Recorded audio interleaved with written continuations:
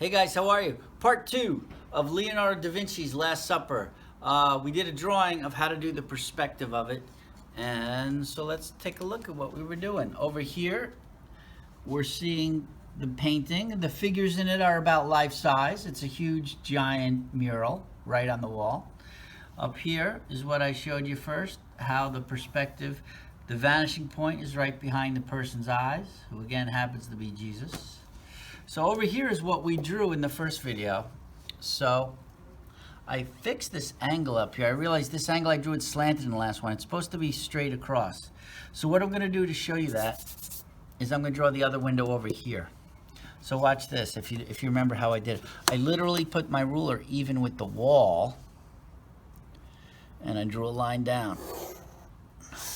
How am I going to get the other end of the window? Same darn thing. I'm lining up my ruler with that window line. I'm drawing a line.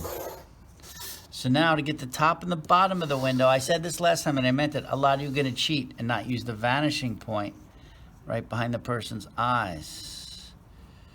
Okay, so here's the top of my window. I will be able to tell if you don't use the vanishing point. It's not going to look right. Here's the bottom of the window. Okay, see I went from the vanishing point to the bottom of the window. Okay, and I made it, this window's a lot taller than this one, but that doesn't matter. I'm gonna finish that. Now watch this. Your corner should be completely horizontal. All right, so I'm gonna draw like this. I'm gonna come up from the bottom. Actually, if it was this low, why did I make it that low, Mr. Rose? I actually have to draw the bottom lip of that window. Now where would it end? It would be here, it would be horizontal. Okay, so now you just connect your corners. All right, and then again, use the vanishing point to that corner. Cool, and that's how you have your other window. And the magic is, you have your hills here that are even with the eyes, right? So I'm just gonna draw like a hill here, mountains that are even with the eyes. So now here comes some magic. I'm gonna quickly, you don't have to do this at home, to make it a little more sensible for you guys, I'm gonna outline it with a Sharpie, because I erased a lot of lines, so I really want you to be able to see my keeper lines, okay? This is the back wall. This is a window. I'm doing this fast. You should do it slowly. Because remember, you can, I meant to say this in the last video, you can watch, I recommend watching the video once, all the way through, then drawing with it, because then you can stop it, you can rewind it, okay, whatever you need to do for the parts that you need. Okay.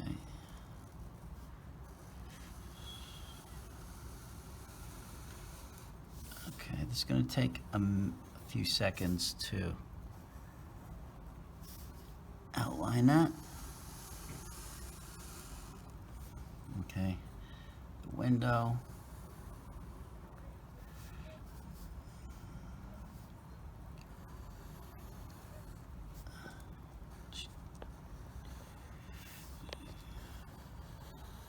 Again, I'm kind of racing along here. You can definitely be more careful. Here's the floor, table leg.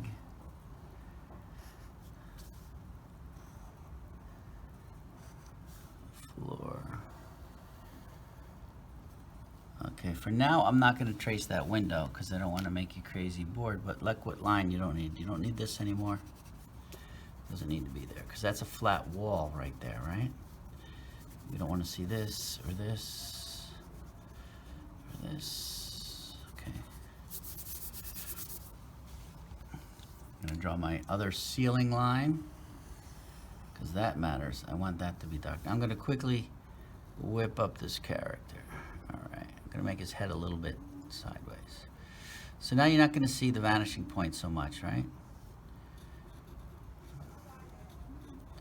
Giving him that crazy Dragon Ball Z hairdo.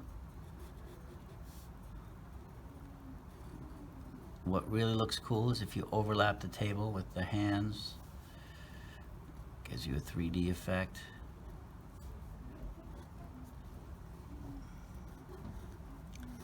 You don't have to give him a suit. You could make it Jesus like in the picture if you want. It's okay. You can make, I'm pretending this is some kind of businessman waiting for a business meeting. Okay?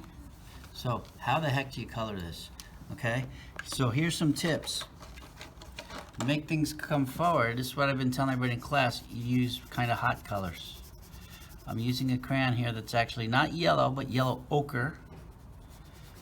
Sometimes they call it goldenrod in your crayon set. Because this is supposed to be like a tablecloth, alright? To make the back wall behind him seem a little far away, you want to use something kind of dull. So here's some brown.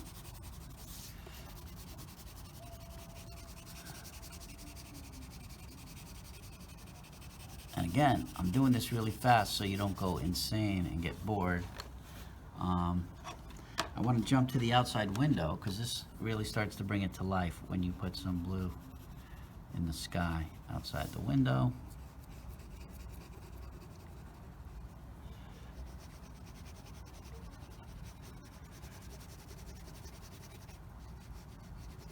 And a little green on the grass.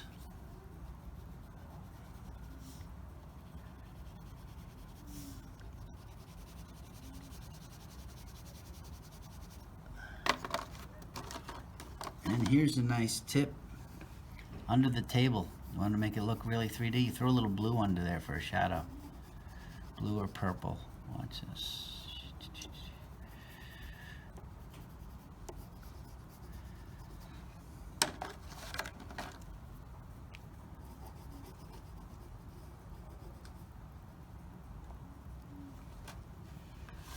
Can you even do this? Watch this. I'm adding some purple here. A little purple at the top of the ceiling for a shadow on the ceiling. Because the walls, we want to make medium, right? If the brown is, say, our darkest wall,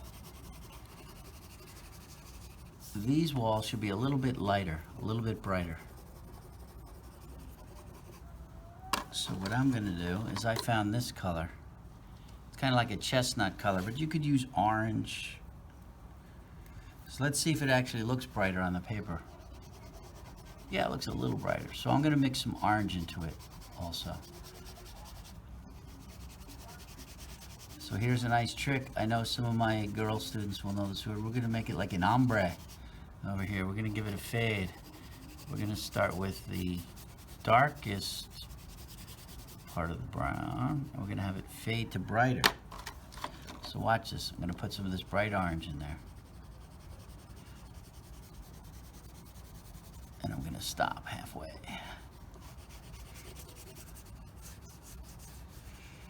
This is all with crayon, right? So you can do this. I know you can do this at home. Now at the very end of this wall, to really make it jump out, did I have a yellow? I didn't get a pure yellow. Well, I'm going to add some of that yellow ochre on the wall, but I'm not going to go all the way back with it. I'm just going to do it on the front edge.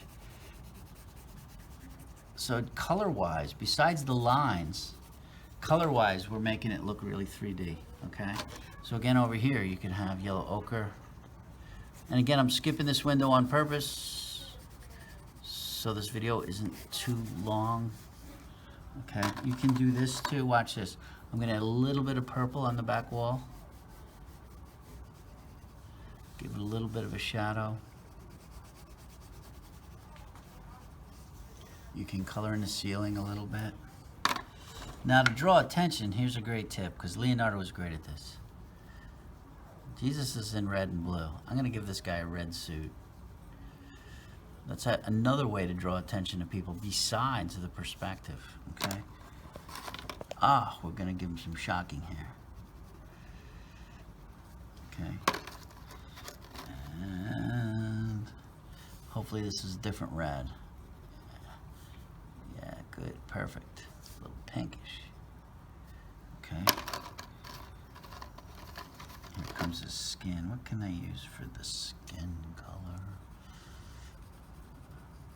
Kind of like a brown. There you have it. Oh, that was the end? It's telling you. Oh. And so there you have it. You can keep going. You could call that finished. Or you can, I'll put up a still photo of this when it's totally colored in. So you don't have to watch me color it for half an hour. But I think you got the idea.